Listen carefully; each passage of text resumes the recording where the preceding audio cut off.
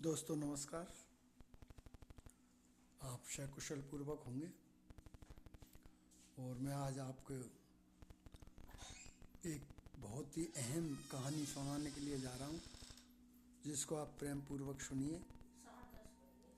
और उसका बहुत बड़ा महत्व है और उस महत्व के अनुसार आप अपना श्राद्धों में पिंड प्रदान करें या अमावस को पिंड प्रदान करें या कहीं भी तीर्थों में पिंड प्रदान कैसे करें, इस कहानी के माध्यम से आप अवश्य सुने।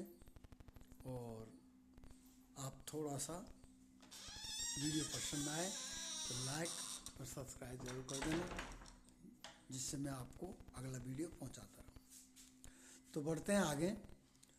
पिंड किसको देना चाहिए?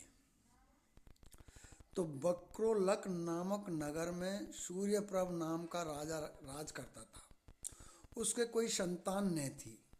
उसी समय में एक दूसरी नगरी में धनपाल नाम का एक साहूकार रहता था। उसकी स्त्री का नाम हिरण्यवती था और उसके धनवती नाम की एक पुत्री थी। जब धनवती बड़ी हुई तो धनपाल मर गया और उसके नाते रिश्तेदारों ने उसका धन ले लिया।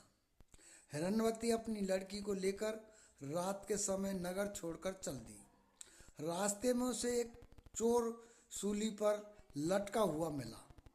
वह वहाँ मरा नहीं था। उसने हिरण्यवती को देखकर अपना परिचय दिया और कहा, मैं तुम्हें 1000 असरफियाँ दूंगा, तुम अपनी लड़की का ब्याह मेरे साथ कर दो। हिरण्यवती ने कहा, तुम तो मरने वाले हो। चोर बोला, मेरे कोई पुत्र नहीं है और निपुते की परलोक में सदगति नहीं होती। अगर मेरी आज्ञा से और किसी से भी इसके पुत्र पैदा हो जाएगा तो मुझे सदगति मिल जाएगी। हिरण्यवती ने लोभ के वश होकर उसकी बात मान ली और धनवती का ब्याह उसके साथ कर दिया। चोर बोला, इस बड़ के पेड़ के नीचे असरफियाँ गड़ी हैं, सो ले लेना। मेरे प्राण निकलने पर मेरा क्रियाकर्म करके तुम अपनी बेटी के साथ अपने नगर में चली जाना। इतना कहकर चोर मर गया। हिरण्यवती ने जमीन खोदकर असरफियाँ निकाली, चोर का क्रियाकर्म किया और अपने नगर में लौट आई। उसी नगर में वसुदत्त नाम का एक गुरु था, जिसके मन स्वामी नाम का शिष्य था। वह शिष्य एक वैश्या से प्रेम करता था।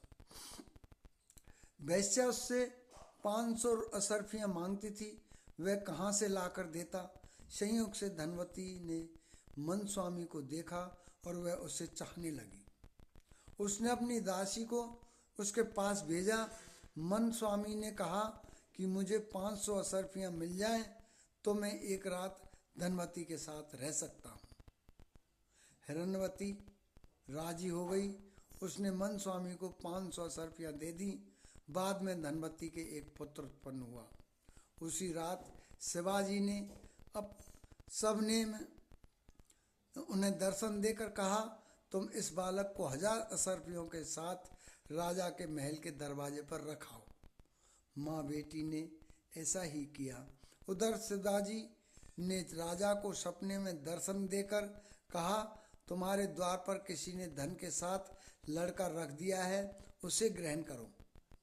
राजा ने अपने नौकरों को भेजकर बालक और असरफियों को मंगा लिया। बालक का नाम उसने चंद्रप्रभ रखा। जब वह लड़का बड़ा हुआ तो उसे गद्दी सौंपकर राजा काशी चला गया और कुछ दिन बीत जाने के बाद वह मर गया।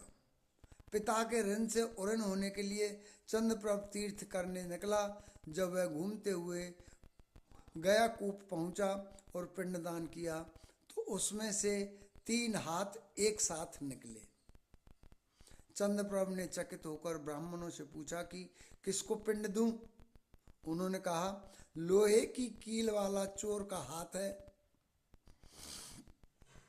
पवित्री वाला ब्राह्मण का है और अंगूठी वाला राजा का है। आप तय करो कि किसको देना है।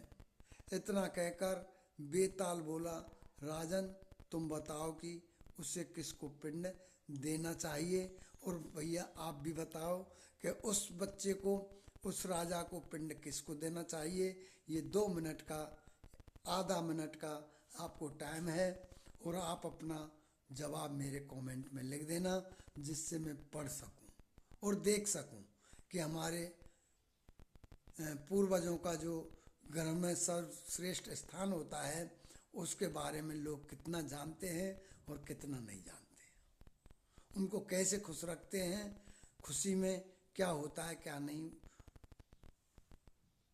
श्राद्धों में क्या भोग देते हैं और श्राद्धों के हिसाब से किनको ज्ञान है कि नहीं है। आप 1 मिनट का कमेंट में जवाब दीजिए और अब आप सवाल का जवाब सुनिए। राजा ने कहा चोर को, क्योंकि उसी का वह पुत्र था। मन स्वामी उसका पिता इसलिए नहीं हो सकता कि वह तो एक रात के लिए पैसे से खरीदा हुआ था।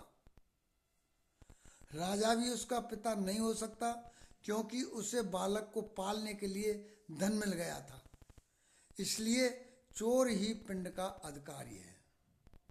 इतना सुनकर बेताल फिर पेड़ पर जा लटका और राजा को वहां जाकर उसे लाना पड़ा। रास्ते में फिर उसने एक कहानी सुनाई और मिलते हैं अगली कहानी के माध्यम से। इसलिए पिंड चोर को मिला क्योंकि चोर ही उसका सूली पर लटका हुआ बाप था। निस्वार्थ उसने शादी की। शादी और किस माध्यम से की थी कि मैं निसंतान ना मारूं, मेरी दुर्गति ना हो, सदगति के लिए उसने पैसे देकर एक पल के लिए पत्नी बनाई और देहांत हो गया। इसलिए राधे कृष्णा। कमेंट में अवश्य लिखना। कहानी पसंद आई हो तो लाइक और सब्सक्राइब जरूर करना। जय श्री राम।